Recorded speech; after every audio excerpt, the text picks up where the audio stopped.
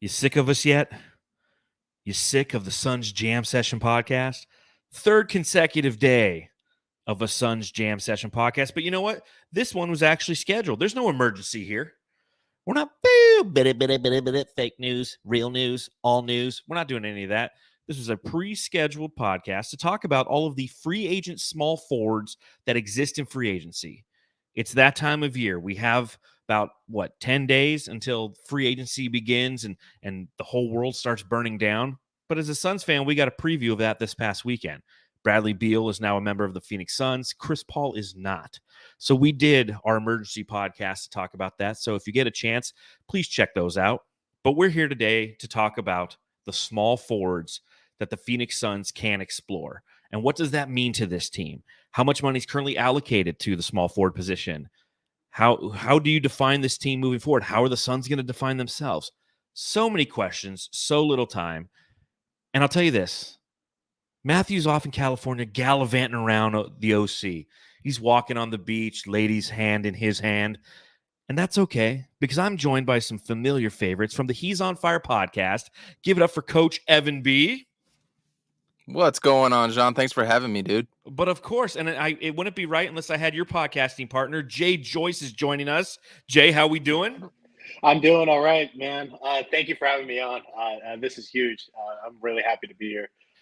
You got the small forwards. So I hope you're not, I hope you're happy with exploring small forwards and such out there. Yeah. But I mean, plenty to talk about on this podcast, guys. I'll give you all the setup questions that I have here in a moment, but I do want to remind everyone before we all get started that if you're a Suns fan and if you live in Arizona, have you signed up for DraftKings yet? Because if you're a new user, you can receive a $150 bonus in bonus bets instantly after following just these 3 steps. Create an account, deposit, and then wager $5 or more on any sport. Whether your first wager wins or loses, you'll still receive the $150 in bonus bets. All you have to do is use the code SUNSJAM when you sign up. The best part about using the code SUNSJAM is not only it gets you the bonus, but it also supports the podcast. If you're considering signing up for DraftKings, definitely use our code SUNSJAM to maximize your first bets. This offer is only available to new customers who are 21 and over and physically present in Arizona. Please gamble responsibly. If you or someone you know has a gambling problem and wants help, call 1-800-NEXT-STEP. You might have to call 1-800-NEXT-STEP for them because they might not know that they have a problem. Because the first step of understand that you have a problem is admitting you have a problem. Check out the episode description for full terms of the offer. Got that out of the way. Real quick, before we get into everything, can you tell everybody out there, all the Jamsters and Jamster Nation, where they can follow you guys? Evan. At He's on Fire Pod and at CoachEvanB on Twitter. Check us out on YouTube, He's on Fire Podcast. That was very well done. And Jay, what about you?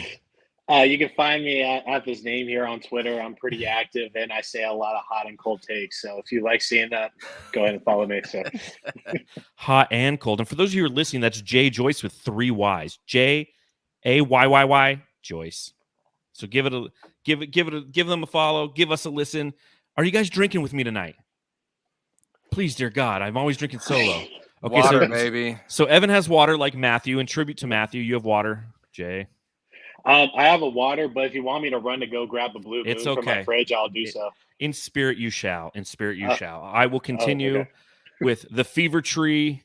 I'm drinking the Moscow Mules. Let's pop them for some ASMR. Just nice. Okay. Nice. It's the summer of the Moscow Mule, and I'm living up to that in every way, shape, and form. I'm going right through Costco bottles of vodka. It's really, like I said, the first step is when you have a problem. I wish I could buy liquor at Costco up here in Utah. Because they don't do things like the rest of the world does. That's sad. You got near beer and no liquor section at Costco. I'll drink to that.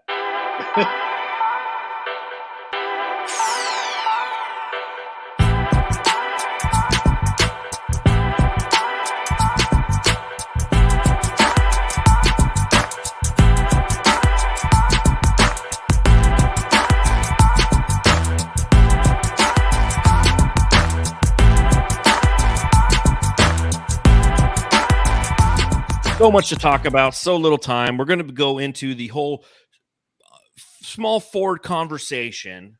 But before we get to that, obviously, Bradley Beal is now a member of the Phoenix Suns. And you know what? You guys are here for the debut of his initial Suns Jam Session drop. She said, you're not the only one, but you're the best. There you go. Back. I like that. All right. So Bradley Beal, I'll let you guys kind of talk about, obviously those of you who watch and listen to our channel, you know what my thoughts are. I'm like everybody else. I'm like, oh, this is great, but in the long term, this sucks. But it's Bradley Beal, and you're not going to stop us offensively. But he is injury prone. But it's still Bradley Beal. What are your guys' thoughts on the Suns acquiring Bradley Beal this weekend? Jay, this is your virgin debut on Suns Jam. Is that correct? So you need to take it off. Yeah. So according to Bill Simmons, you'd rather have Landry Shamet instead of Bradley Beal. So I don't know why we're talking about this trade, but all seriousness, this is the best possible move you can make at this time, and you just don't get it at a better deal. Landry Shamet, Chris Paul, and you get that point production back. You get the playmaking.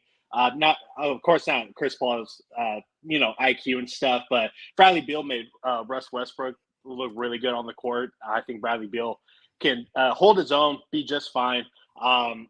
We're only added $5 million to this, current situation. So we're already like dancing on the border, being in no man's land when it comes to paying in the future. But we're going all in, man. We had like a dingus running this franchise for 2 decades, and now like 4 months in with Matt, like he has changed his franchise completely around. Chips are all in, and I'm with it, man. And I rather die knowing that we went all in than sitting on our hands for another 2 decades. So, amen. No, I agree with that. And you talk about Bill Simmons, and shout out to CoachEvanB who tagged me, and because he knows I listen to Bill Simmons religiously. I don't miss a pod. I haven't in years and years and years. And yeah, Bill Simmons is saying the Landry Shamet thing, and I think it's a little out of context. I think essentially what he's saying is, okay, it's a dumb statement, but I will say this: him and Ryan Russillo were hitting the point that these are 3 high usage guys, and they haven't seen it work. But it's like just rewind, just a couple of years ago when he had high usage guys around him in the Russell Westbrook, right, in John Wall, and how Bradley Beal loves to play Robin. And I said it on yesterday's podcast, like in this scenario, he's not even Robin. He's like the guy he's like Robin's fluffer. I said he was Alfred on our podcast. He's Alfred. Oh, yes. I like I like the fluffer, but I'll go with Alfred. That's probably more. Yeah, he's getting Robin ready, for the next scene. He's just kind of. You ready? You ready, Chris O'Donnell? So CoachEvanB, how are you feeling about this whole Bradley Beal situation? Did you see it coming? What the fuck happened? No, I don't think anybody saw it coming. The second you saw that Bradley Beal was out there for an available, we knew like we didn't have a chance, right? We knew that. And I don't know if we wanted to have a chance, right? Of course, we're always been the bridesmaid, never the bride. And for us to go and swoop in last minute like the Cavaliers did with Donovan Mitchell just recently, and quite a few other stars that we could probably name, it feels good just from a Sun standpoint. And I brought this up last night as well too. So here's a great point for you. It's a little poetic, and Jay knows where I'm going with this right away. It's poetic that us, the Phoenix Suns, with the new CBA coming in, we are the last team to be able to form a super team. And now moving forward, 2, 3, 4 years from now, teams are not going to be able to do it financially unless they're willing to eat all that money. And here we are, kind of sitting high and pretty as the last ones to do it. So I'm stoked. We get 3 level scores. I understand everybody's, frustrated or concerned or scared about the future. I'm not scared about the future at all. We can get into that later if we want to. But we got 3 primary scorers, and our athleticism and our quickness, our shot making and shot taking ability has highly surpassed what I ever thought that a Phoenix Suns team could be. And including with Chris Paul leaving, just looking at what we're gaining with Bradley Beal, another creator, and the quickness, it's a win-win situation, especially giving up what we got. And then finding out this morning we got another player involved in it, right? We got not Isaiah Todd. Is that it? We got Isaiah Todd. Isaiah Todd, yeah. And we got Jordan. Jordan Goodwin. That's actually a really good. Based on a lot of the videos, and he's a young 24-year-old kid who can play 2 ways, and I think that's almost a steal. Isaiah Todd is, somebody who on every 2K trade you try to make, he's the guy that like the opposing team's trying to throw in there, But yeah, I mean, like Blaze Megatron just said in the chat, because there needs to be a criminal investigation on the heist of Brad Beal from the Wizards. Straight up. It's ridiculous. It's ridiculous what we just did. And I'm with you in that I'm not afraid. And a lot of people are saying that, and myself included, as this all went down this weekend, the emotions of the moment, the what the fuck's going on. Shout out to the Jamsters who are literally like tagging me in moments like a week ago when they're like, trading for Bradley Beal stupid. And they're like, 2020 during this podcast, John, you said this. I'm like, yeah, because I thought it was. And financially it might be. But the other side of it is we don't know what this team is yet. That's why you can't be afraid yet. Now, if it's opening day and we take a look at the roster and we're like, whoa, man, we have no depth, that's going to be a different conversation. And that's what's ultimately going to be a Denver type team, because it's not the top 3 that you need to worry about. It's the 4 through 8 on Denver that made them champions. It's going to be the 4 through 8 on this team that are going to make this team potentially champions. And that's where, you start to talk about some of the things that are available in free agency, because that's how this team's probably going to have to build out their roster this season. It's the sheer fact that veteran minimums are probably going to be at the premium. That's how we're going to have to build out this roster. DeAndre Ayton, that's a whole nother kerfuffle and thought process. Do we trade him? Do we not trade him? Do we wait and let Frankie Vogel try to take a shot at develop him into the player that he always was meant to be? Or do you just go out right now and you try to get 3 assets for him? I don't know yet. We don't know yet. We should know within the next month exactly what's going on with Phoenix. But go ahead. And keep in mind, we're going to go over the threshold here, right? We are not going to be able to sign any veterans in season for a mid-level exception. I think it's the mid-level exception. It's one of those weird rules. So the Blake Griffins of the world and those, we're not going to be able to do it. So it's like now or never. Yeah, it's the mid-level exception, guys. You can't take a shot at, and you can't take a shot at anyone who's available in the buyout market. Once we go over that projected $179 million second tax apron threshold, we still have our trade exception from the Dario Saric trade last season, which is good. I think $5 to $6 million, which we can throw at somebody. So that's going to be something that's going to be a valuable tool in building this roster. But the small forward position is going to be something that we don't even know how the Suns are defining it right now. So I'll start by asking you this, guys, as we look at the small forward position, how would you define it? Because if you go to Spot Track, for example, they have Kevin Durant defined as a small forward. And if you take him and Ish Wainwright, it's currently the highest position by salary because of the 49 allocated between the two. I haven't even looked at it with Bradley Beal. Maybe that's got to be different now because Bradley Beal and Devin Booker, it's over 70 million. But that being said, I'll ask you 2 questions for both of you. Do you define Kevin Durant as a small forward, and or will the Suns this season? And is there a possibility that rather than seeing point book, we might see some small forward book next year? Jay, you want to take it? This is an interesting question. Man, I was distracted by your Game of Thrones mug there. So I drink and I don't know things. Right. That is a very interesting question. I don't think there's necessarily a wrong answer. Putting Book at the 3-4 is an interesting thought, but I've seen Beal play that position a lot more, and Kevin Durant, he thrives in that.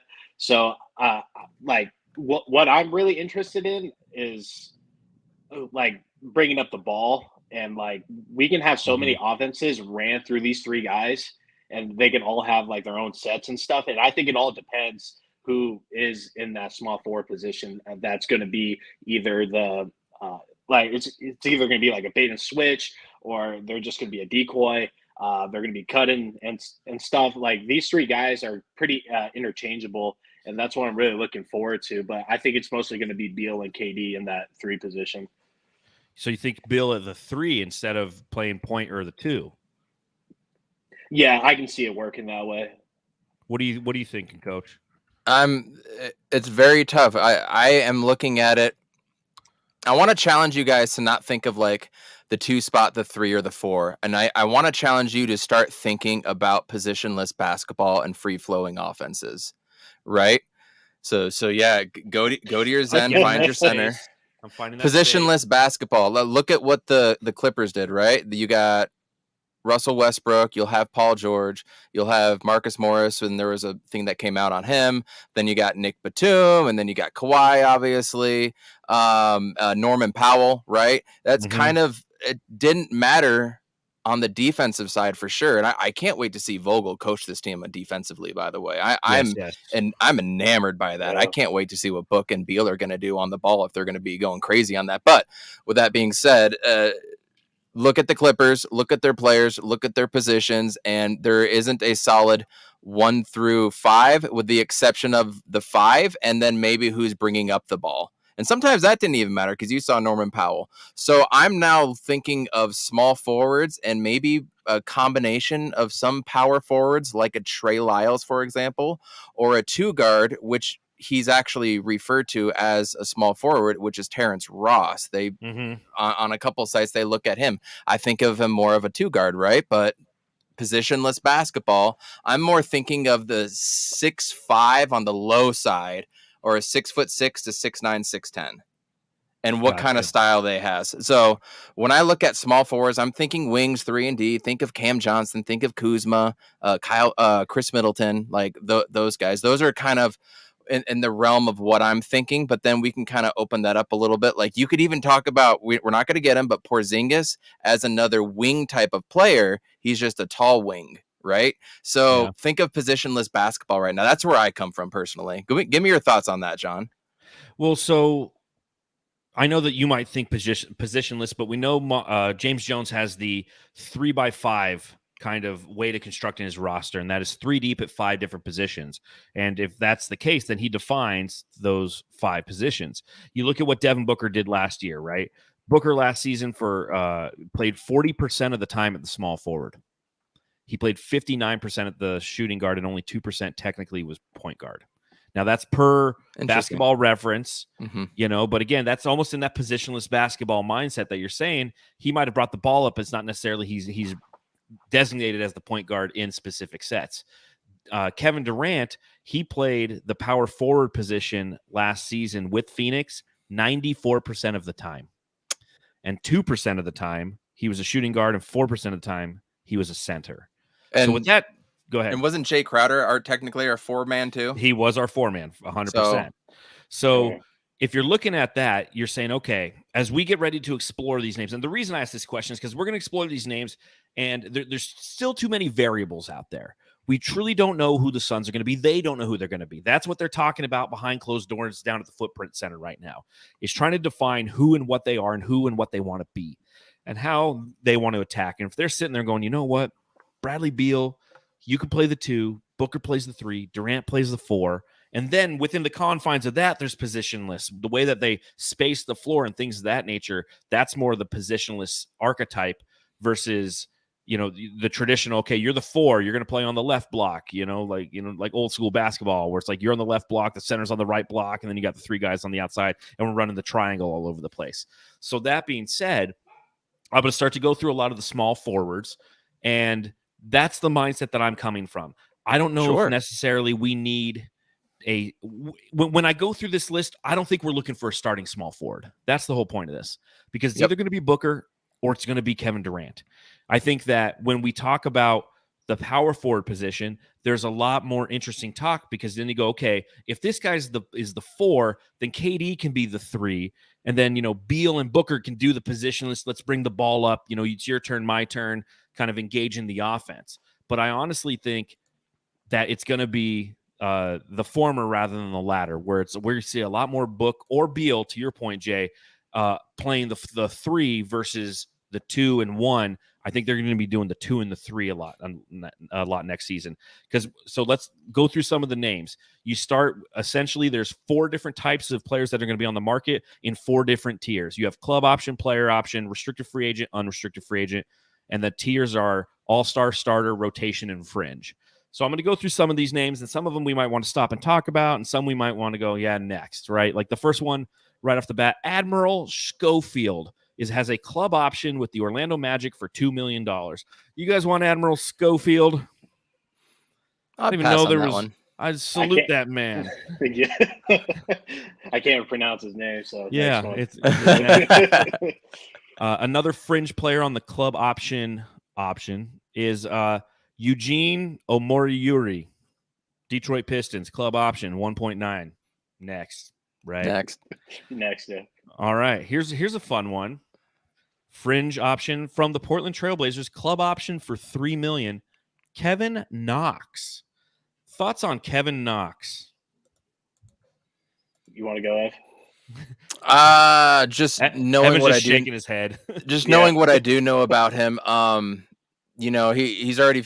I'm looking at his stuff right now. 5 years in the league at 23 years old. I can't believe it's already been that long. It seemed like Kevin Knox. It was just yesterday with the Knicks when they won the summer league and everybody was going crazy about him. Just kind of a guy that doesn't seem to stick, looks a little bit too young for me. I think in this stage of just where the Suns are, I want to get a little more veteran leadership in there. Maybe somebody that has a little more championship experience, preferential, at least playoff experience. Yeah. He definitely has enough foreheads to bring to the table, but I don't know if it's, that poor Kevin. He's one of those guys, high pedigree out of Kentucky, hasn't done shit in the league. So I say next to him. And then the last fringe player that we have that has a club option for $1.9 million is Lindy Waters III from Oklahoma City. Now, I don't know if you remember Lindy Waters, but he did have his season high against the Phoenix Suns, 23 points. Yep. So I politely refrain from this one because I'm clearly biased. Like, yes, that guy lights it up when he plays in Phoenix against us. Get him on the team. But Lindy Waters as essentially what I would see is either the backup to Devin Booker or the backup to the backup. I don't see it happening. What about you, Jay? He's very Tim Hardaway Jr. Like he'll drive the ball, but he kicks it every time. He never finishes, and he's a little too trigger happy. I don't think that's necessarily what we need on this team. So I like Lindy Waters. He kills us every time. That Oklahoma City team, just in general. But I'm a pass on this one. But if we get him, I'm not going to be SMH him. Yeah, I'll write the piece for Bright Side of the Sun about how great he is once he comes over here. And the other side of this, when we talk about the club option guys, is when you have these guys, especially like Lindy Waters, like a lot of these guys with these low-end contracts, they're going to be picked up for the same reason that the Suns need a couple guys out there. For the same reason that when we talk about the new guy, Isaiah Todd, who came over the Bradley Beal trade, you're like, yeah, okay, bring that guy in. He's the number 15th guy on the bench, right? Like, who's the 15th guy on the bench for the Denver Nuggets? Doesn't matter. Exactly. Doesn't matter. Okay, so and the 15th guy on the bench is going to be our pick number 53, 52. That's who's going to be at the end of the bench because he's going to be super cheap. So get used to that idea. Yes, absolutely. This team, in my opinion, as they construct it, needs to be really about 12 solid deep to get through the regular season. And then you go to about 9/8 players in the postseason. That's the recipe for success. Even last year, I felt like we were constantly wanting the most that we could get out of our 13th and 14th guys, and that's because of the injuries that occurred to this team. We were decimated by injuries throughout the season last year. As I'm going through and I'm reviewing a lot of things and looking at the trajectory of different players, it's like, man, we were just so injured that we were sitting there relying on Saben Lee for 18 straight games. We needed Saben Lee to be something, and he was. So felt like an Arizona Cardinals season, right? 100%, man. It's just like injury after injury after injury. All right, staying with the club option, guys. We have a few guys left, and now we're going to enter the rotation tier, if you will. So we have Lamar Stevens, who is a club option for $1.9 million after Cleveland, from Cleveland. And what I'm going to do, I'm going to just read through these guys. If anybody gets you hot and bothered, just say that. Be like, hot and bothered, and I'll stop and we'll talk about it. Let's see, Kessler Edwards, $1.9 million from the Sacramento Kings. Isaiah Livers, 1.8 million club option with the Detroit Pistons.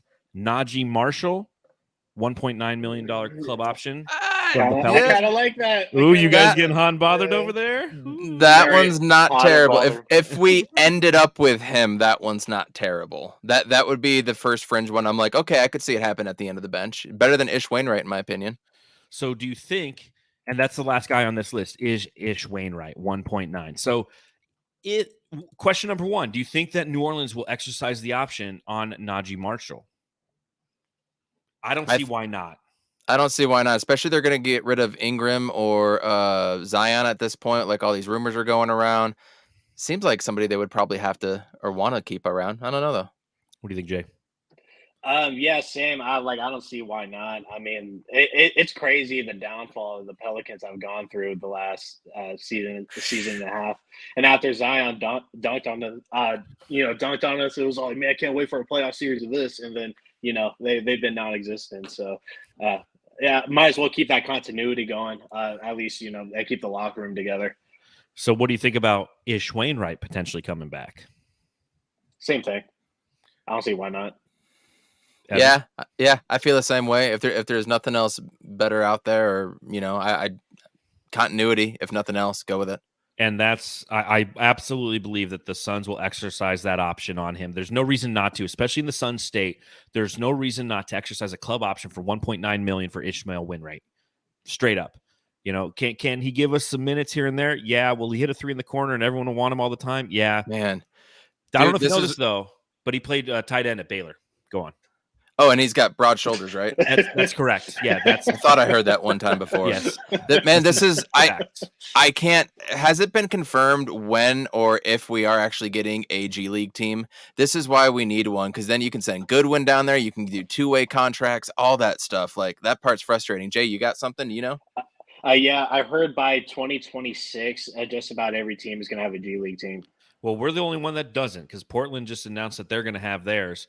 And I know that it's something Matt Ishbia has said that he wanted to do was bring a G League back, but there's been no formal announcement to it. So, yeah, I mean, I know people can get frustrated at times. Like, who cares about the G League? I just like the developmental side of basketball. Just look at the Miami Heat. That's all I got to say. Like, boom. Their guys went through the G League and developed, garnered confidence, and then they were in the NBA Finals. So, if you tell me that a G League team doesn't matter, just them's the facts. Good, bad, or indifferent. All right.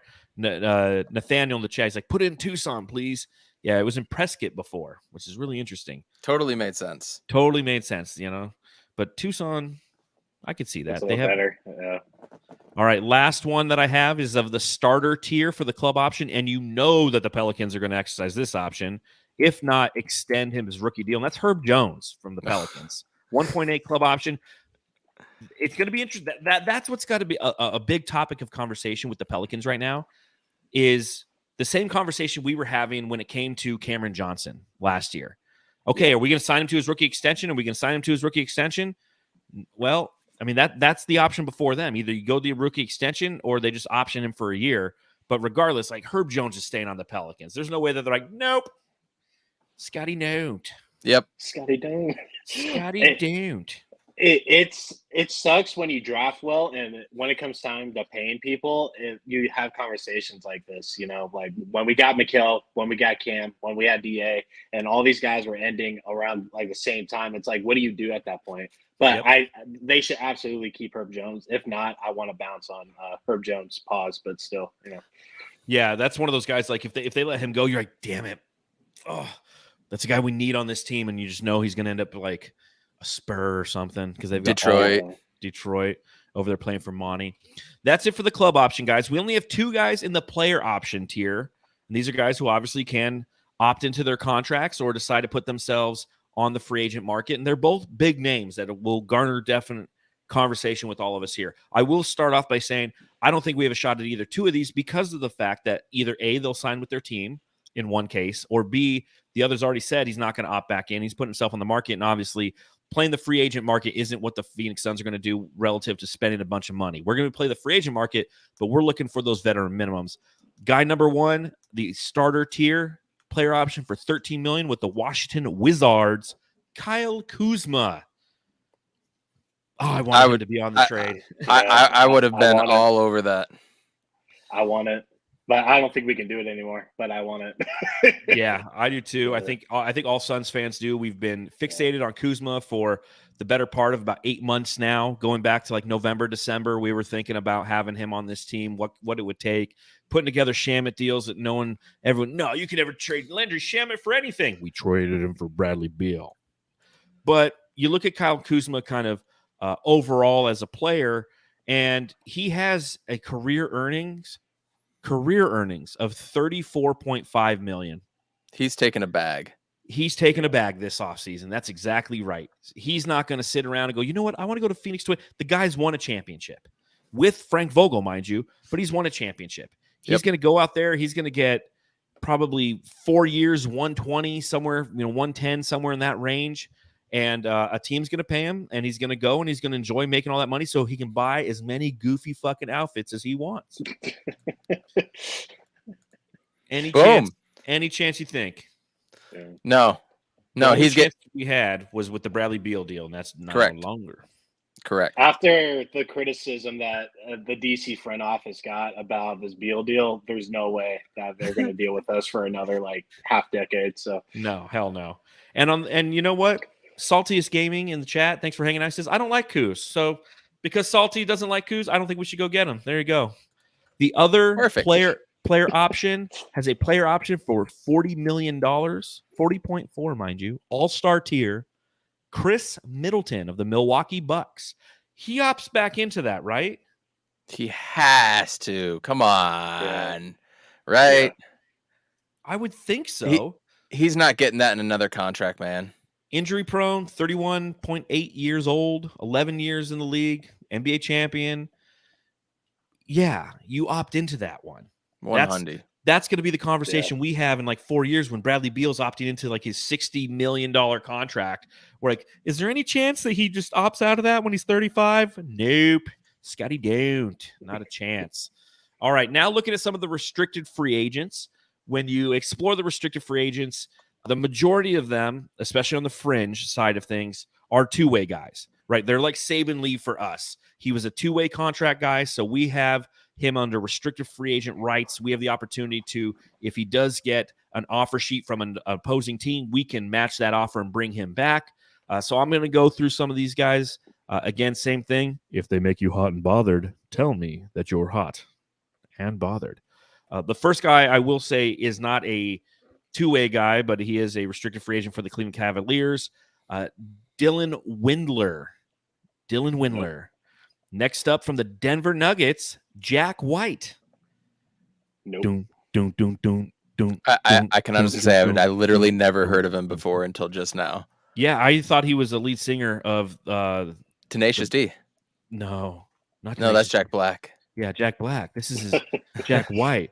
What's the guy his from counterpart? What's the famous guitar singer? Last name White oh my god, dude, this is gonna kill me. I'm not even describing it right. The White Stripes. There you go. Oh, okay. White Stripes. Remember? Yeah. Isn't that Jack White? Is his I think name you Jack might be White? right. Yeah. Everyone in the chat's like the White Stripes. You dummy. Yeah, it's the White Stripes. Anyways, that's what he's doing. He's winning championships out there in Denver. Terry Taylor from the Chicago Bulls. Anybody? How about former MVP of the National Football League and lost in a Super Bowl in epic fashion for the Minnesota Timberwolves, Matt Ryan? Everybody. You go for that one for name only, I think. Yeah, you'll sell some tickets to a couple of his third cousins who are just idiots. Let's see. Justin Lewis from the Chicago Bulls. Justin Lewis. Nope. What about Keon Ellis from the Sacramento Kings? Darius Days, not Knights. Darius Days from the Houston Rockets. This guy I think we know. Julian Champagne from the San Antonio Spurs. I like Julian Champagne. Jamal Cain, Miami Heat. Nope. Kendall Brown, Indiana Pacers. Nope. That's it for your fringe guys, restricted free agents. Again, I highly doubt that anybody's going to go ahead and take a flyer on those outside of the organizations that already had them. Now we have two rotation tier guys. Anthony Lamb from the Golden State Warriors. No interest whatsoever. Nope. What about Cam Reddish from the Portland Trailblazers? He has a qualifying offer of $7.7 million. I do like Cam Reddish. That's a guy that does have high potential. I would definitely go after Cam Reddish. The problem is I don't think, because of where we're at, going the restricted free agent route and tying up money for 3 days for the Suns is going to be a smart move for them. So I just don't think we're going to be able to go after any restricted free agent. But I do like Cam Reddish. I really do. Reddish doesn't really excel in anything, but for this particular team, just plugging him into the small forward position. I think he can actually thrive a bit. I don't want to bet on it. I don't want to trash him like we did with Landry Shaman and stuff. I don't want to put him in that pickle again. So I like Cam Reddish. I really like him as a player, but I'm a pass on this one. But I understand what Evan is saying. I think he's cool. Yeah, like I am a Cam Reddish fan. I think that, again, given what his contract is, it just doesn't make sense for this team. You know, you look at the 20 games that he played in Portland last year. He averaged 11 points per game. You know, he has some upside to him if given the right situation. It'll be interesting to see if Portland holds on to him for that 7.7. I feel like they could, but I don't see in any way, shape, or form the Phoenix Suns taking a shot at him. No. The last member of the restricted free agents is of the starter tier. It's a guy we know well. Lights, Cameron, action. Cameron Johnson. Play him as you possibly can. Absolutely. Tie it all up. Everything I said doesn't matter. Go after him. No. Qualifying offer of $8.4 million. I do think that Brooklyn will pursue him, but I do think that they're going to do what every other team does. They're going to see what offer sheets are going to be. I mean, with restricted free agents, you let them go out in the market because the market's going to dictate their value. And I think Cameron Johnson has value. Absolutely. He's going to get a bag too. He's going to get a Mikal Bridges one, right? He should. Yeah, like a 3-year, $90 million. Yeah, I can see it. The only thing that I've heard reported about Cam Johnson so far is Detroit, actually, which makes sense. They have a crap load of money and money. Detroit makes complete sense for them to throw a bunch of money at Cam Johnson. That does make sense over there. You pair him with Cade Cunningham in a starting lineup too. Jaden Ivey. Jaden Ivey. You're cooking a little bit. And the other center, Stewart, Isaiah Stewart as well. Isaiah Stewart, James Wiseman. Yeah, I could see that. I could fall in love with you, Detroit. Just saying.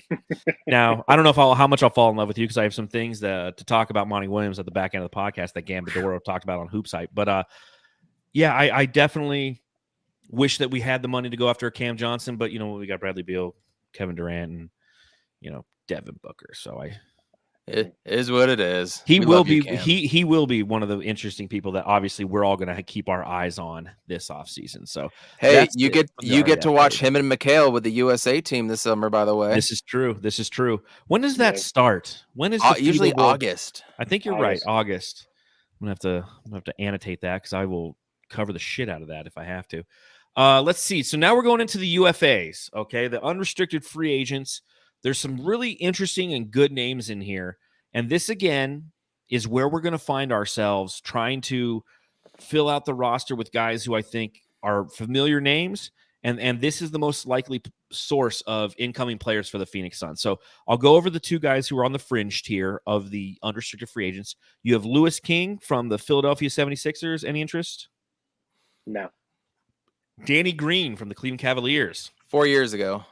Yeah, old man Danny Green. He's about to be 36 years old, 14 years in the league. Averaged like a point last year with Cleveland. He just still looks like he's 22. He does. He has not aged yet. You know, but his body's a little beaten down. Then you look at some of the rotation players. So you have Juan Toscano-Anderson from the Utah Jazz. Thoughts? No. I like him. I do. I like him more than I thought I would. Sneaky athletic dude. But there's some better options ahead of him, so pass. All right. What about Joe Ingles? Milwaukee Bucks. 3 years ago. Yes, 3 years ago. Yeah. You know Kevin Durant's not calling him up and be like, hey, former Brooklyn teammate, come on over. He doesn't care. Somebody from Brooklyn, though, that everybody's kind of interested in. I'm really interested to get your guys' thoughts. Yuta Watanabe. I already can't wait for your drop for this one. How do you say his last name? Watanabe? Yeah. There you go. Yuta Watanabe. Okay, this is somebody that a lot of people really like. I see it in Sun circles. What do you guys think? I mean, he made a veteran minimum last year, it looks like, with the Brooklyn Nets. He's 28.7 years old. Is there smoke and fire? I mean, tell me what you guys think of this. He's 6'9". From the corner, he shoots about 51%. Everywhere else, about 43%. Oh, that's not bad. Yeah, wide open jumpers, it's about 46, 47%.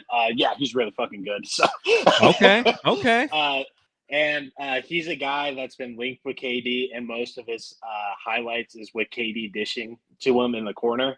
And he's a Cam Johnson like. He spaces the floor really well. He can play pretty good defense.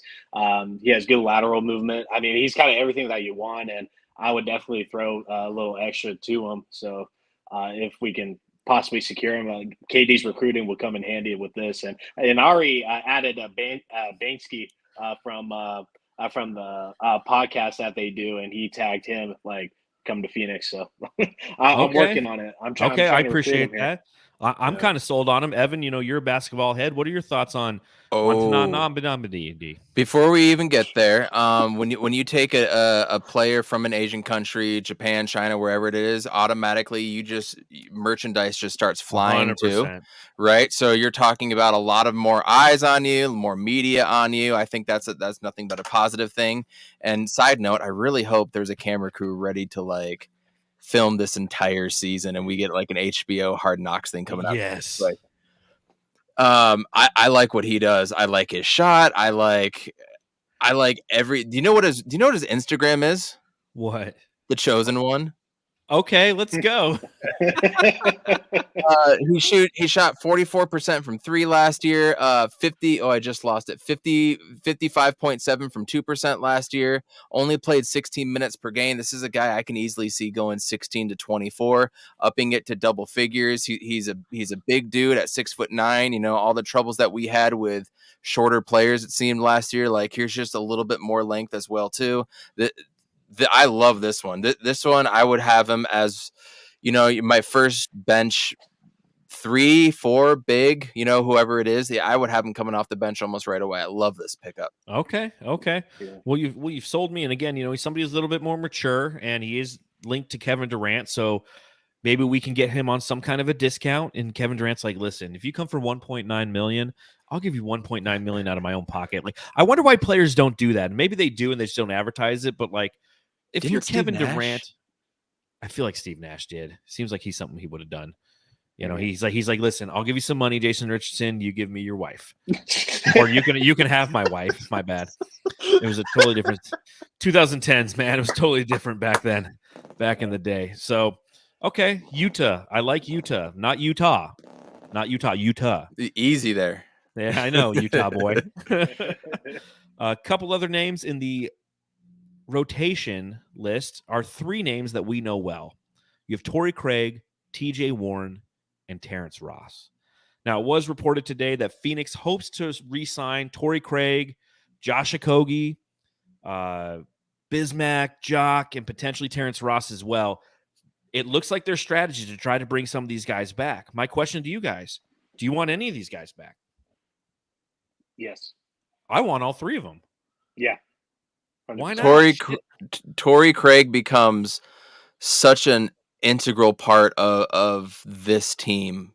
When we were talking about, are we going to keep him or do we let him go and try to get somebody else before Bradley Beal? We might have had a little bit of a different conversation, but now just what he does, and Amit on our show brought it up last night, what he does when guys are out and stepping in and filling in when guys are load managing was irreplaceable. Torrey Craig has to be a shoo-in, and I really hope so.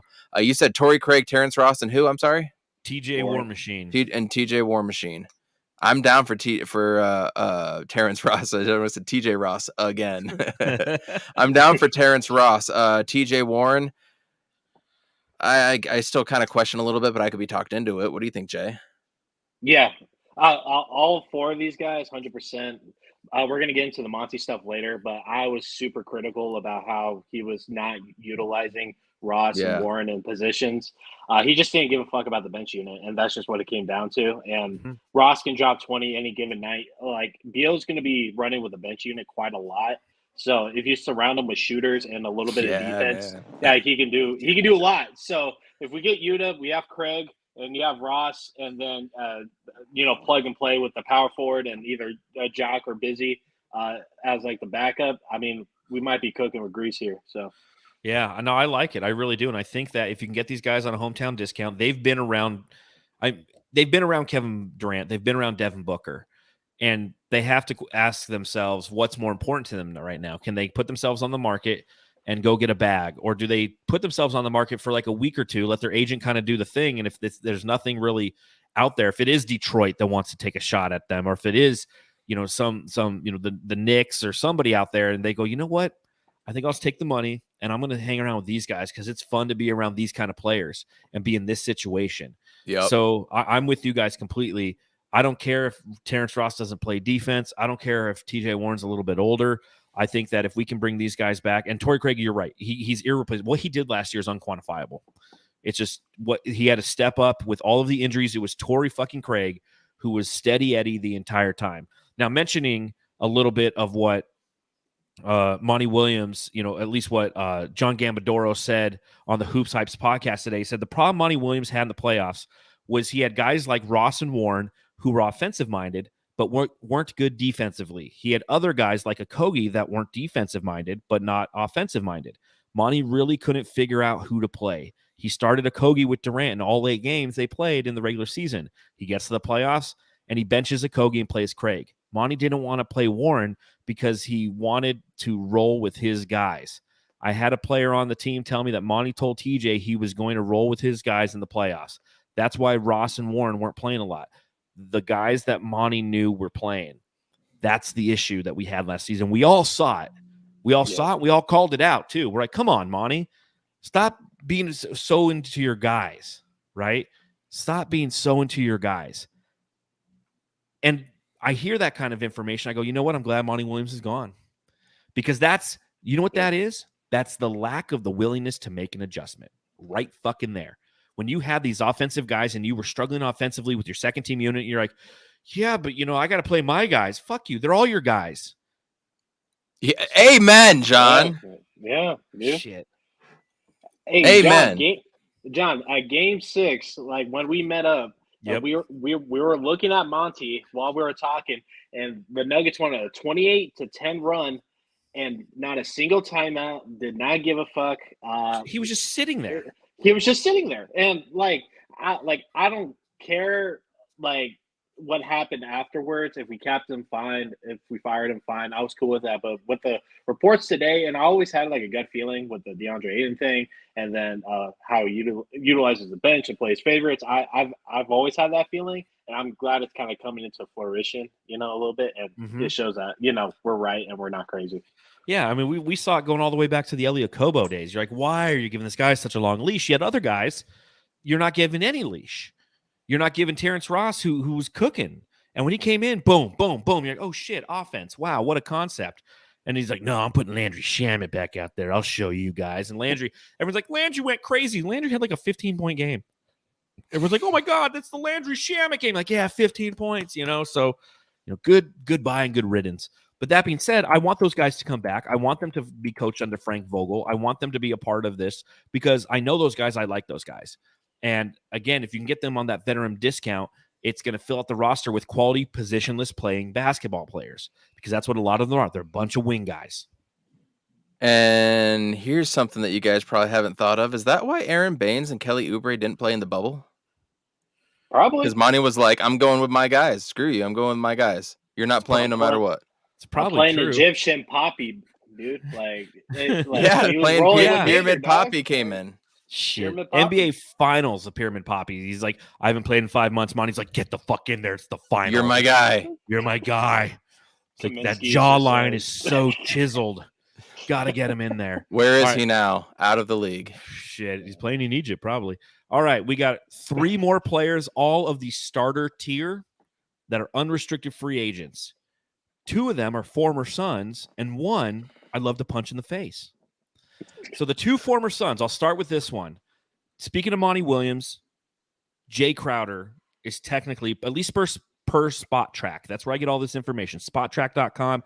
Got to check it out. There's amazing content there. They have Keith Smith, who does an amazing job breaking down contracts and making it understand. Idiots like me have some understanding. You guys ever seen The Big Short?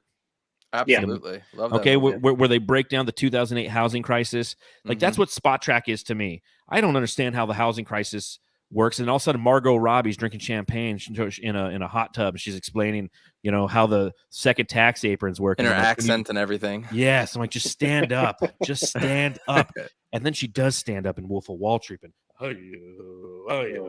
anyways, so Jay Crowder is out there, unrestricted free agent, and continuing with the conversation that James Gambadoro had on the Hoops Hype podcast. He says the Jay Crowder situation, I should do it in like a Gambo accent, but it's so annoying. I would never do that to you guys. Yes. The Jay Crowder situation was all on Monty. He told people he was too difficult to handle and coach.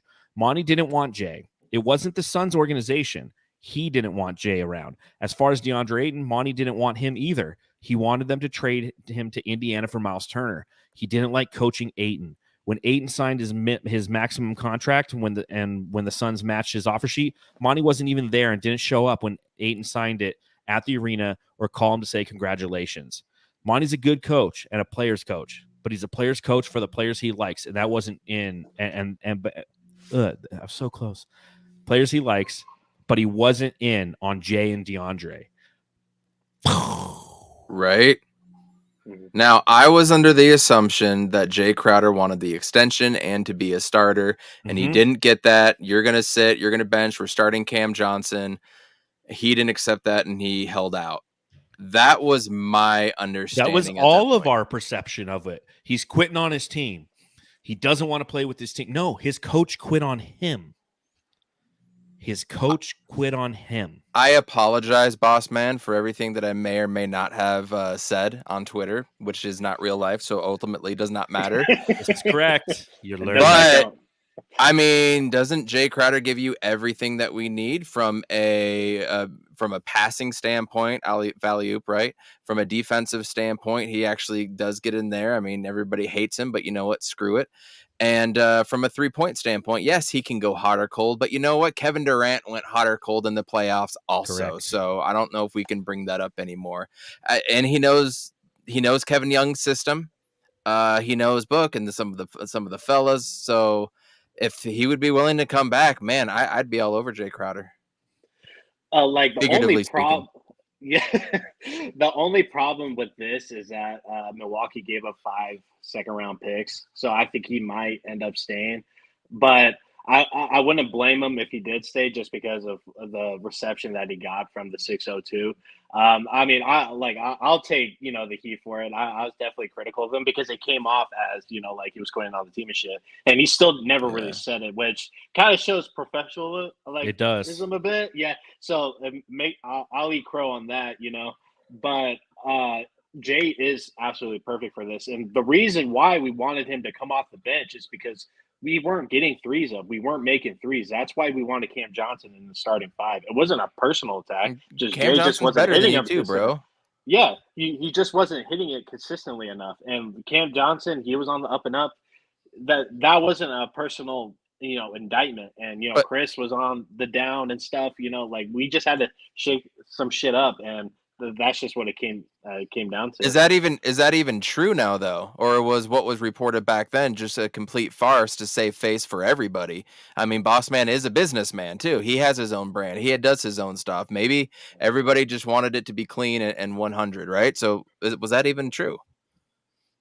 It's a good question. It's a damn good question. And to Jay's point, the professionalism, if even what Gambo's saying is true, the professionalism he maintained by not just saying like, well, because he could have said it at any time. He could have been like, listen, I want to come back, but coach doesn't want to coach me. Like he's told me he doesn't want to say it. So if this guy becomes available, which he is available, but if he's interested in coming back to Phoenix, it's Jay Crowder. I would happily welcome Jay Crowder back for all the points that you gentlemen just stated. He meets a lot of our needs. He's somebody who can fill exactly what we need, and most importantly, he's a fuck shit up guy. And currently, we don't have a lot of fuck shit up guys. We don't have a lot of guys, period. We have 3 amazing scorers. DA, who, again, if these reports are true, I want to see DA under Vogel. I really, really want to see DA under Vogel right now. Will I be critical? Of course. I'm a Suns fan and a non-Ayton apologist, but I want to see if this is true.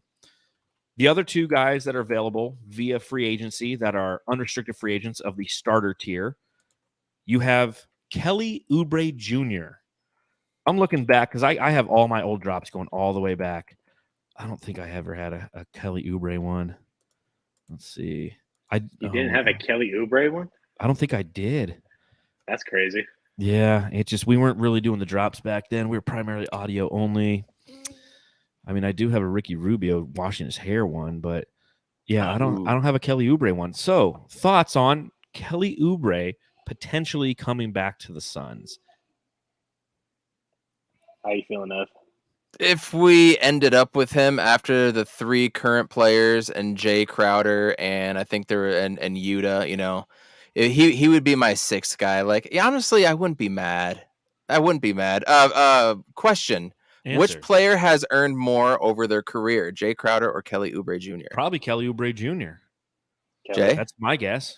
Kelly. Jay Crowder at 65 milli and Kelly Oubre at 62. Interesting. Now, what's their age gap? What's their age gap? But Kelly 5 Oubre years. is 27 and a half. Jay Crowder is almost 33. There you go. There you go. That's yeah, Kelly, you do have a good point. Yeah, just real quick, that like I wouldn't mind Kelly Oubre as kind of like the last edition that we get, but if we start off with Kelly Oubre, I'm not too high on it. The challenge with Kelly Oubre, I think, is twofold. One, we're not going to be able to afford him. He's made 12 mil his last 2 years. He's going to go out and he might end up being, though, one of those casualties of the new CBA, where that middle tier contract, anyone who makes between about what he makes in the past 12 to about 18 million, that might be a dead contract, because not a lot of people are going to want to build their team with a bunch of those contracts because the price value paid isn't necessarily going to be there. Now, that being said, with Charlotte last year, I think he averaged about 20.3 points per game. So he's definitely somebody who can score and is going to get paid by somebody, if not coming back to Charlotte. I just don't see it happening with Phoenix, and I don't want to. I'm not in for the Kelly Oubre experience. Loved him. Love the kisses blown. Love the push-ups after the fouls. But we got bigger fish to fry, and I don't need Kelly Oubre. Sorry, Valley Boy. Remember when he was in Golden State? Wasn't Yes, pretty. It wasn't.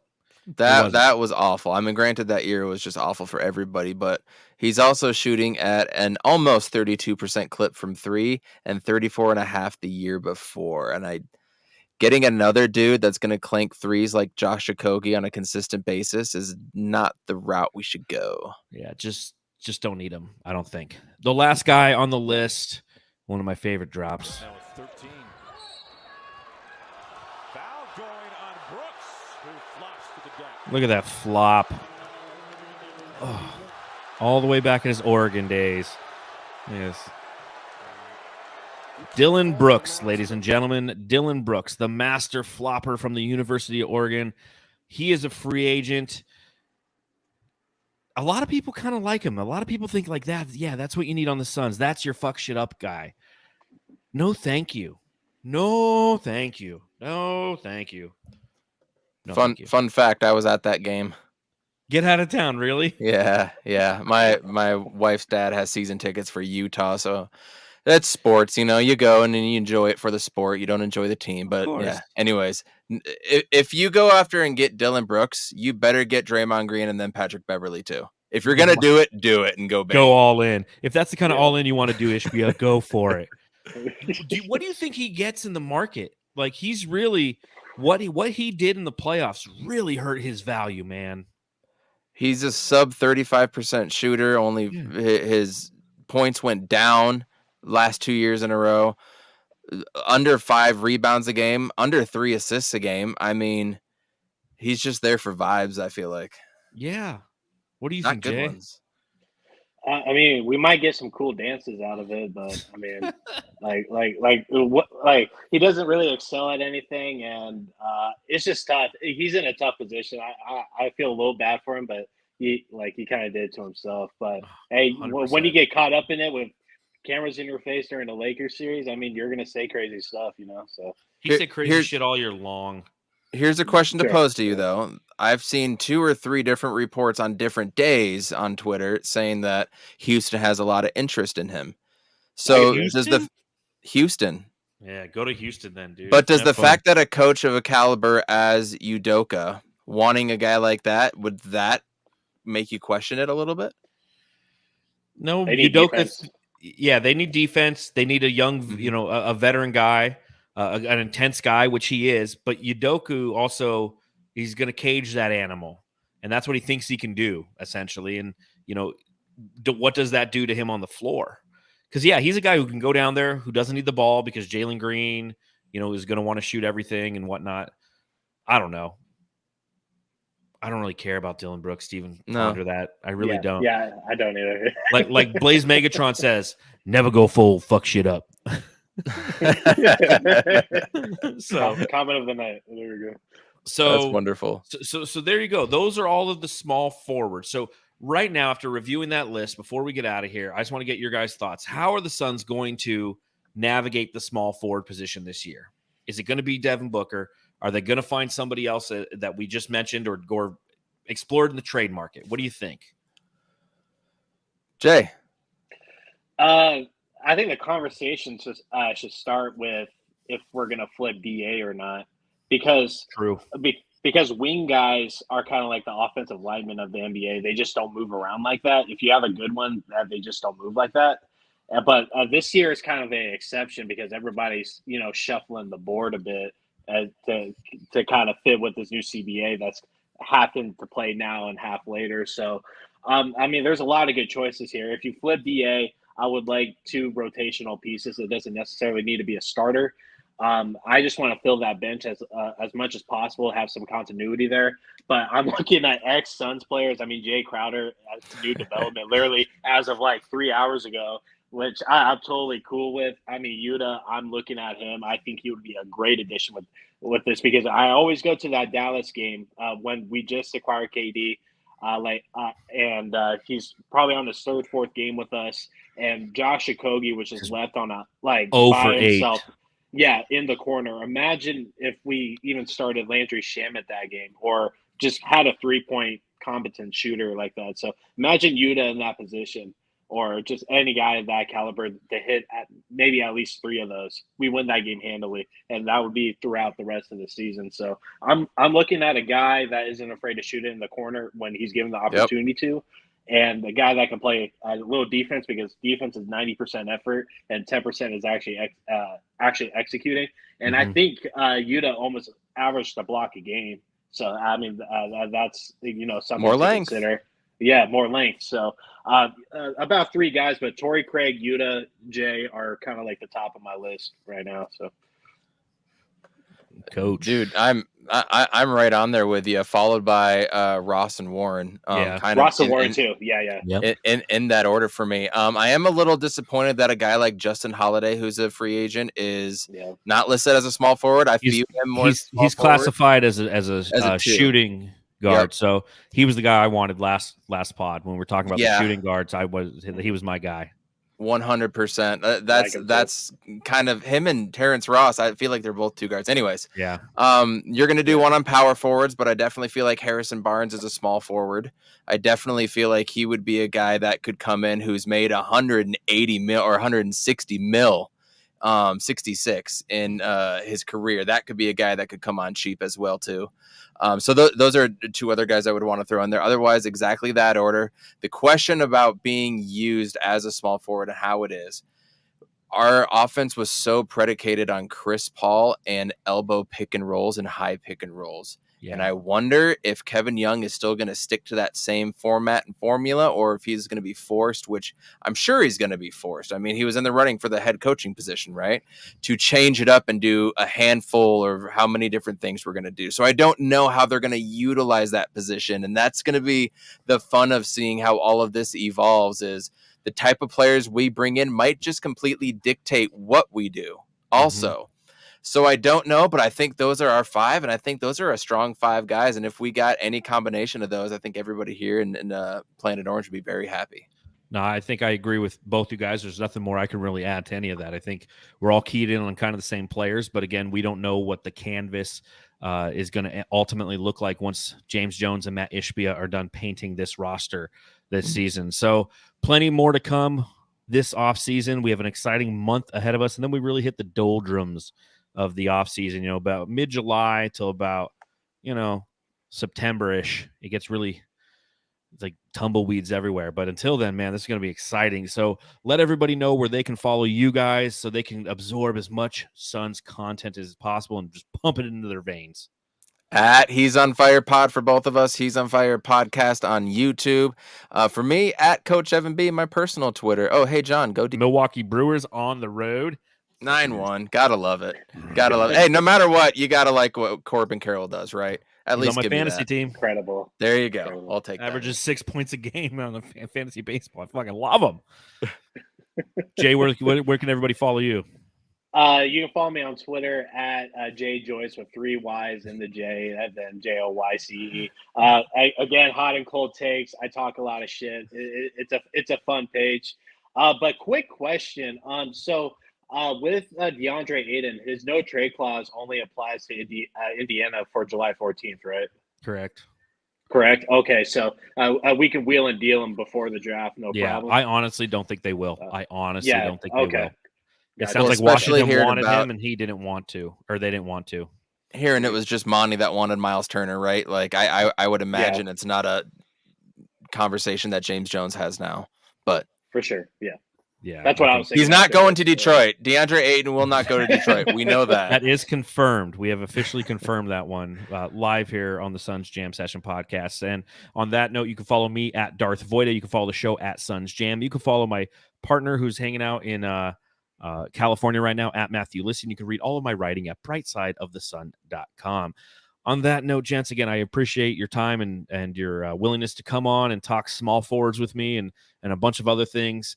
And everybody else, enjoy your Mediterranean meals and go home and love your family.